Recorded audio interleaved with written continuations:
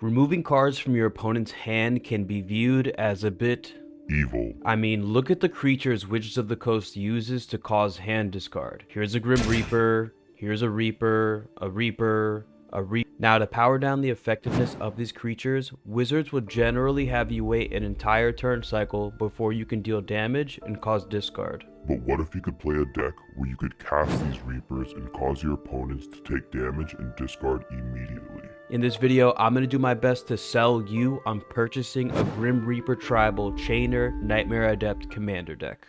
Welcome everyone to the world's first Magic the Gathering YouTube channel that's focused on playtesting commander decks. If you guys enjoy videos like this, you guys can like this video and subscribe to this YouTube channel so that I know to make more videos like this in the future. And also keep in mind that we do have a Discord for this community. So if you want to play games against me and the other people that are associated with this channel, you can join that Discord and also become notified of the tournaments that we're going to be hosting in the New York, New Jersey area. Now, when we take a look at this commander deck, first thing we got to do is look at the commander, right? Chain reads discard a card, and then you may cast a creature spell from your graveyard this turn, and you can only do this once each turn. But most importantly, whenever a non-token creature enters the battlefield under your control, if you didn't cast it from your hand, it gains haste until the end of turn. Now, this offers a ton of benefits while you're playing, and the creatures that are going to be benefiting the most are your Reapers, because your Reapers enter the battlefield, usually have flying or some type of evasion. When they deal damage, it forces your opponents to discard,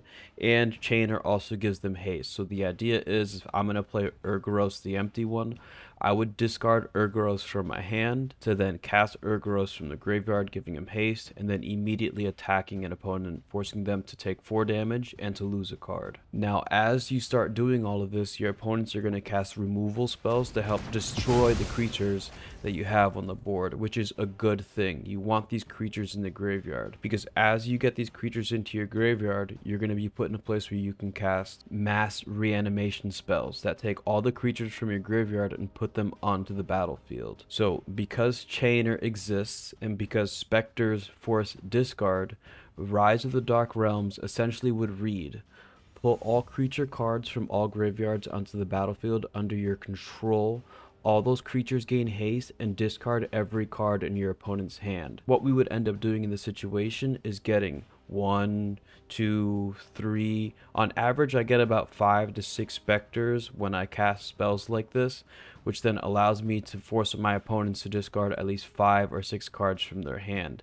And usually you just target the one player that's the most problematic for your board state. Basically just knocks that player out of the game and then puts you in a commanding position to win the game. Because as our opponents are discarding cards, we can use cards like Liliana's Caress to force our opponents to take more damage than they're already taking from the Reapers. We can also use cards like Waste Not to potentially draw us cards, give us mana, or give us creatures, and then just straight up draw cards with Geth's Grimoire. One of my favorite cards inside this entire deck is Kroxa, Titan of Death's Hunger, because Kroxa does a really good job of feeding into the payoffs that we have. So what I often do when I'm playing is play Kroxa, and I can discard a card like Squee, which is a card that I can consistently use to act as discard fodder to activate Chainer's ability, to then play Kroxa from my graveyard. As Kroxa enters the battlefield, it's going to force each opponent to discard a card. I can then escape Kroxa while exiling 5 other cards, and then have Kroxa enter the battlefield again, which is going to force each opponent to discard a card.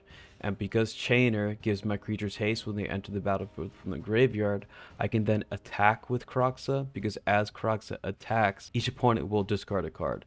So for 6 mana, I can force my opponents to discard 3 cards each, which then could trigger off of a card like Geth's Grimoire, drawing me a ton of cards.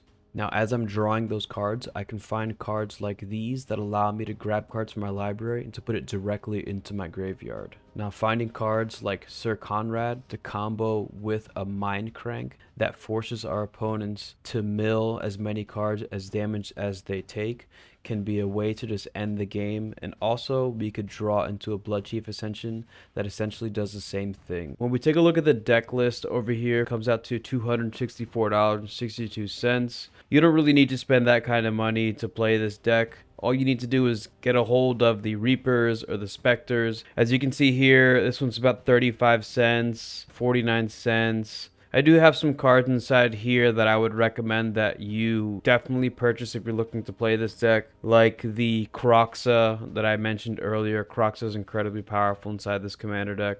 I do like Bringer of the Last Gift because he is a budget option that's kind of like a living death effect that you can get back to your hand. I do also recommend that you purchase some of the mass reanimation spells. $5 for a living death. I would also definitely recommend that you purchase a copy of Geth's Grimoire as well. We can see the price over here is about $279 for this Geth's Grimoire. So for what this does in relation to how this commander deck plays, I just think that if you're playing in a low-powered meta, that Geth's Grimoire is definitely going to help you to draw a ton of cards and really give you enough card advantage to put the game out of reach in a low-powered game of Commander. And that's going to be it for this video. So if I convinced you to get this commander deck started and to play this commander deck, let me know in the comment section below. And if you have any questions about this deck, also let me know in the comments below, okay? Always remember, everybody, eat healthy, okay? Work out every single day. Most importantly, you guys got to remember to believe in yourself, right? Peace out, people.